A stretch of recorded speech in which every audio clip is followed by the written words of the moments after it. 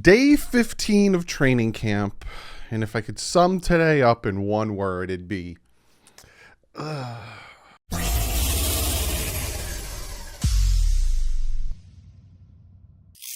What is up, Fin fans? Day 15 of training camp, first day of joint practice with the Atlanta Falcons, and there were some bright spots. I'll say that. It wasn't all bad, but I would say not the best.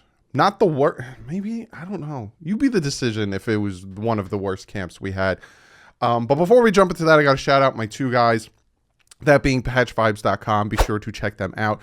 Use the promo code DDW2. You get great stuff from patches, t-shirts. You can see the Bass Pro Shop I've popped up. Go over, check them out. Use the promo code. You get yourself 20% off. And also, check out Backroom Collections. Ton of great artwork. I have one over here. If you throw it in your she shed, you guys told me she shed.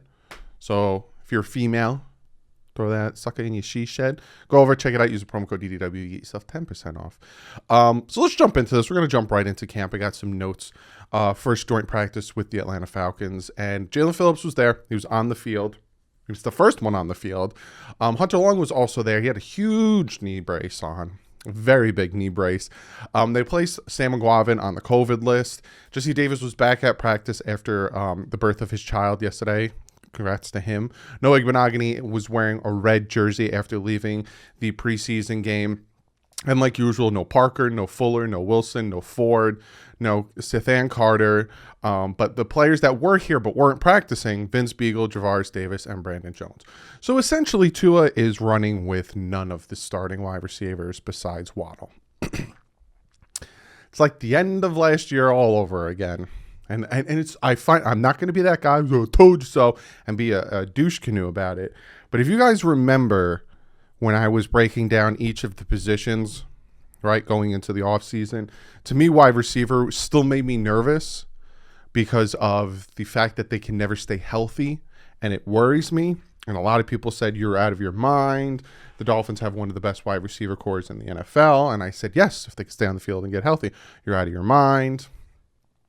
We're almost into the second preseason game, and none of the starters are healthy. All right. And then I got some one-on-ones, and I got a video for you. I got this fantastic video of Jalen Waddle just putting the moves on the cornerback, leaving him in the dust.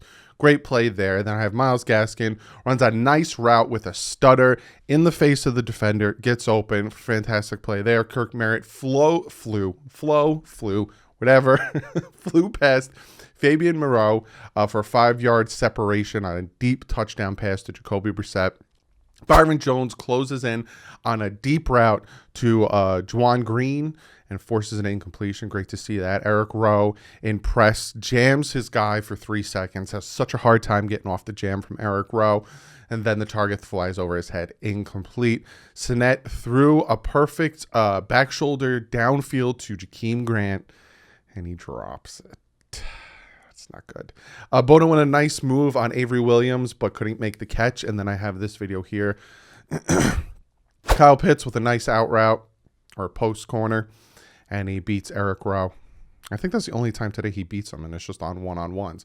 Then we jump right into some 11-on-11s. Eichenberg is back with the left guards. Jesse Davis is back with the right tackle. Gaskin breaks one through the hole, gets to the second level. Nice to see some running going, but then the very next play, Malcolm Brown gets stacked up for nothing. Matt Ryan with a long completion to Kyle Pitts. I don't think Eric Rowe was on the coverage on that one.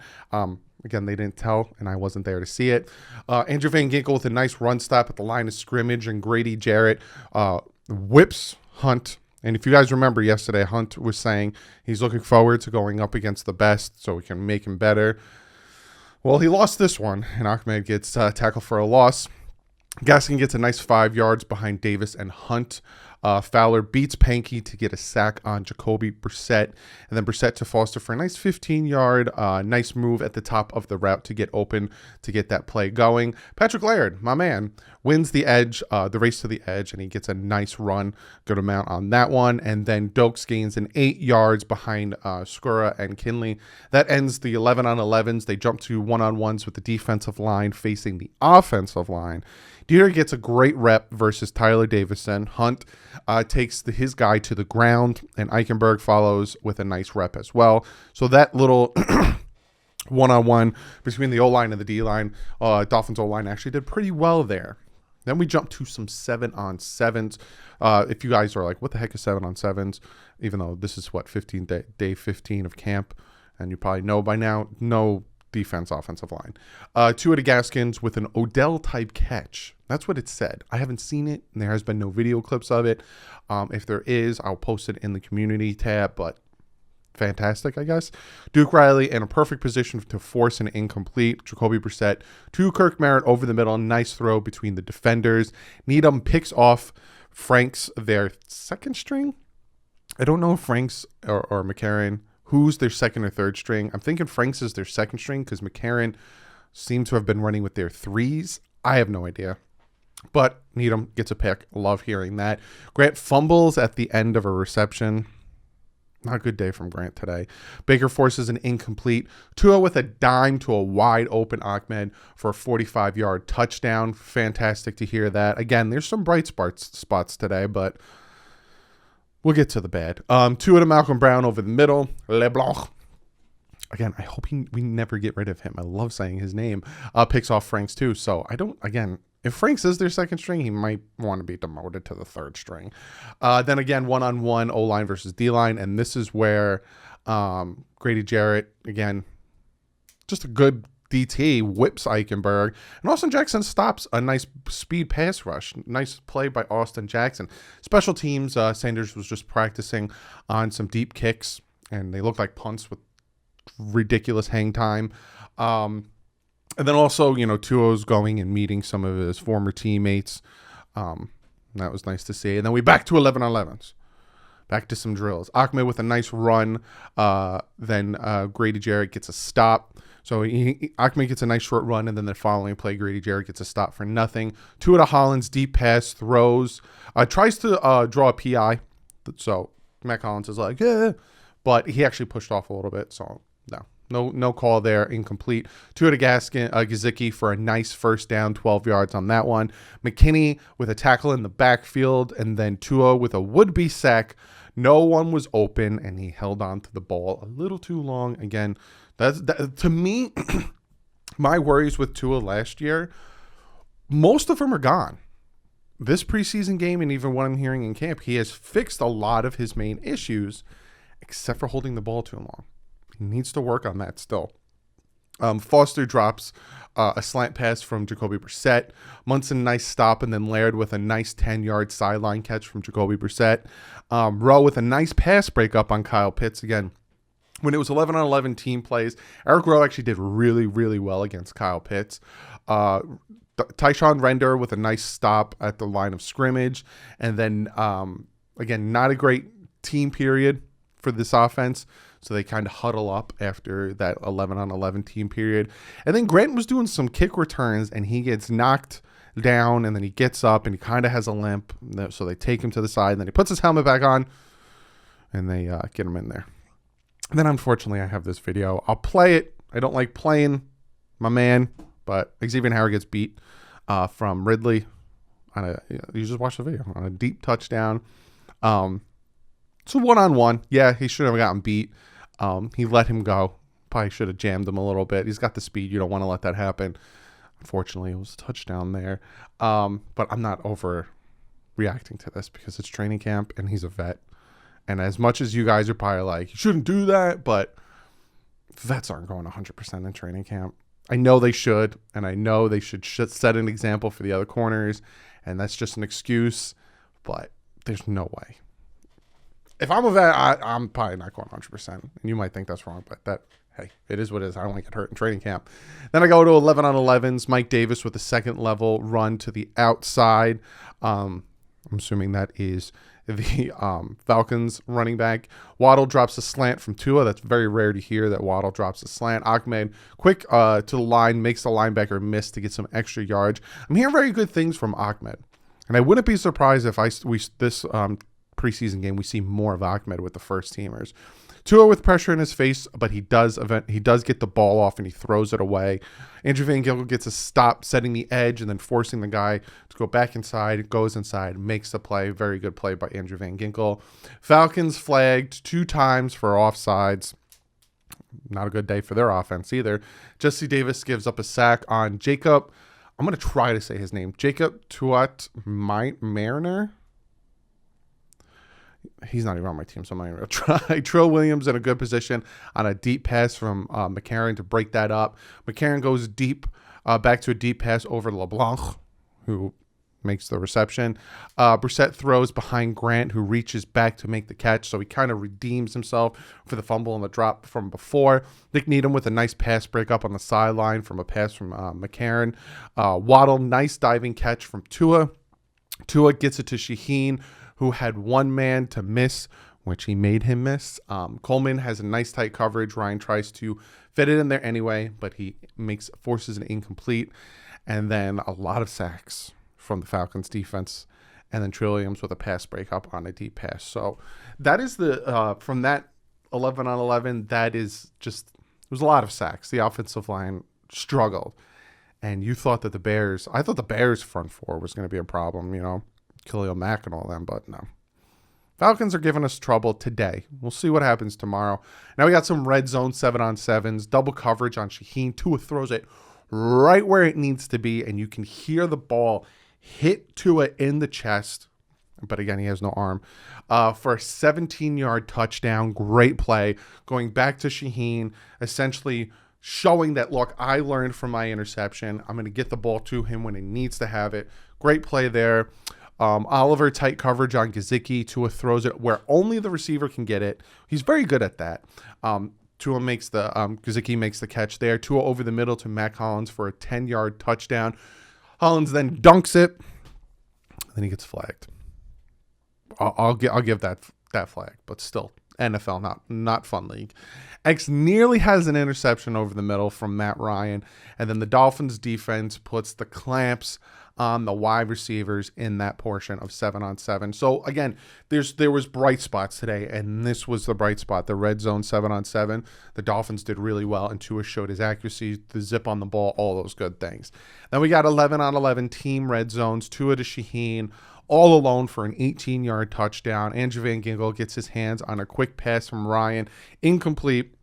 McCourty makes a great move over the middle to smack the ball down. Copeland gets a sack with Austin Jackson trying to make it. Not good there. Riley beats X for a touchdown. So 2 times Riley beats X. This is in team, so if you're not trying X, you might want to try. Making you look a little bit bad there. Tua fires between 2 DBs for a touchdown to Durham Smythe, but the ref said he drops it. I'm going to give it to him anyway. I didn't see it, so I think he got the touchdown. And the Brissett to Foster for a 10-yard touchdown. And then the final segment they have is essentially it's a simulated game experience. And the Dolphins defense was up first. Agba almost sacks Ryan, but he gets it off. Then the next two. So it's just Ryan shows his veteran esque knowledge, and he gets the ball off before the sacks get to him. And like I said, the next 2 were completed, but the 4th is almost picked by Holland. Man, I wish he would have picked that off. Then Ryan with a ton of pressure, but gets good at getting the ball off before it gets to him, but almost picked off by Xavier Howard. So he almost throws 2 interceptions there.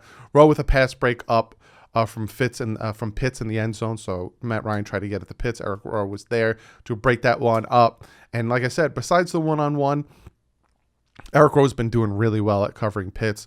Falcons have to kick a 37-yard field goal. Then it's the Dolphins' offense. And Tua to Grant over the middle for a nice 20-yard play. They hurry up to the line of scrimmage. Then an incomplete pass to Waddle. Pressure in on Tua, but he flips the ball out to Gaskin for a short completion. And unfortunately, the drive ends there. A ton of pressure on Tua. All day today was a ton of pressure on Tua. After that drive ends, Tua takes Austin Jackson to the sideline, trying to have a conversation with him. From what I'm hearing, it wasn't a pleasant conversation, but you could see that Tua is getting a little frustrated, right? Because he needs time to throw the ball. And if his offensive line is not going to give him time to throw the ball, he's going to have to make something work, whether it's the short passes, whether it's the slants, whether it's this or that. And you could see that he is getting frustrated that the offensive line is not helping him out. Whether it's the pass game or whether it's the run game. You need to have a run game, because if not, they're just going to focus on stopping the pass. So he's getting a little frustrated, and I don't blame him, because there's only so much you could do with a really hard offensive line in front of you. Then the Dolphins' second-team defense gives up a big touchdown to Juwan Grant deep. Then the Dolphins' second-team offense comes on. Brissett hits Foster over the middle for 20 yards. Then Greg Little with a false start. Come on, my man. It's your first day with the Dolphins. Brissett to Durham Smythe, nice play over the middle, but fumbles at the end of the play, but the ball does go out of bounds, so Dolphins still have it. Miami's now at Atlanta's 26. Brissett over the middle to Kirk Merritt for a nice catch. It was tough, but he caught it. And then finally, Jacoby Brissett with a nice touchdown pass to Foster, the back of the end zone, and that ends camp today. It wasn't a bad day for certain people, right? Not going to blame Tua. Yes, he needs to stop holding the ball long, but he had a ton of touchdowns in the red zone. And this man, you can see the fact that he pulled Jackson to the sideline and had a conversation with him. You could see he's getting frustrated that he is getting no time in the pocket. And I don't blame him. So the first team defense did well. Overall, it was a bad day, right? It wasn't horrible. It definitely wasn't great or good. It was a bad day. The defense got beat a little bit. They did get a ton of pressure on Matt Ryan, but Matt Ryan being the vet, having that savvy new one to get the ball off. Eric Rowe did really well containing Kyle Pitts on team activities. We had the interceptions from Needham, the interception from LeBlanc. So it was an all right day. But the offensive line worries the crap out of me. I'll say that, because if they don't do something about it, if the offensive line doesn't get their heads out of their butts and work together or something, it's going to be a long season, because we're already going to see people blaming Tua for things that aren't his fault. And you're probably already like, well, Derek Doug's already starting the excuses. It's not really an excuse if your offensive line is garbo. So we'll see how it pans out. Again, he did well the first two series in the preseason game with the offensive line. We'll see what he does against the Atlanta Falcons. But comment below. What do you guys think? Do you guys think it's an excuse, or it's a cop-out if the offensive line is really bad and Tua doesn't play as well as we want him to?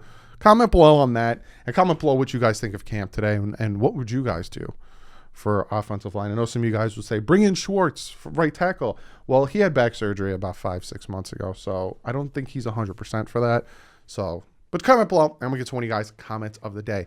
And this one comes from ERT Sept, and he says, comment of the day. Hey, Doug, hope you're doing well. Also, who do you think could possibly make the team that people didn't give much attention to, and who do you think could be a shocking cut? That's the first. I'm doing well. Thank you for asking. Someone that could make the team that no one really expected to. Coleman. I think when Justin Coleman got brought in, and looking at his stats and looking at what he did, I didn't really think I thought Justin Coleman was more of a camp body, more of, cornerback depth. Let's see what he could do. I think he's the starting slot corner. I'm hearing really good things from Justin Coleman. Matt Collins, I'm hearing really good things. Kirk Merritt, I'm hearing good things. Robert Foster, I'm hearing good things. Trying to think of anyone else. No, because everyone else is, I kind of expected to make. Surprising cut would be Jakeem Grant. I'd like to keep him on as a kick return, punt returner, but I could see him being a surprising cut. No one else. No one else would be a surprise to me, if they get traded, I don't see it as a surprise. And if they do cut like Preston Williams, that's not a surprise to me. He couldn't stay healthy. So no one else really would be a surprising cut. But thank you, ERT. What do you guys think? Who are you, going into camp? Who are some guys that'll make the team that you're surprised of, and vice versa? Who do you think's shocking cut? But that's it. That's the first day of joint practice today. Tomorrow, hopefully they have a bounce back. They tend to do that. They did it against the Chicago Bears. They had the first day wasn't great. Second day was better. So I'm telling you to comment below. How many times do I got to tell you to comment below? But that is the video. I'll see you guys tomorrow. But But like usual, stay classy. Fins up.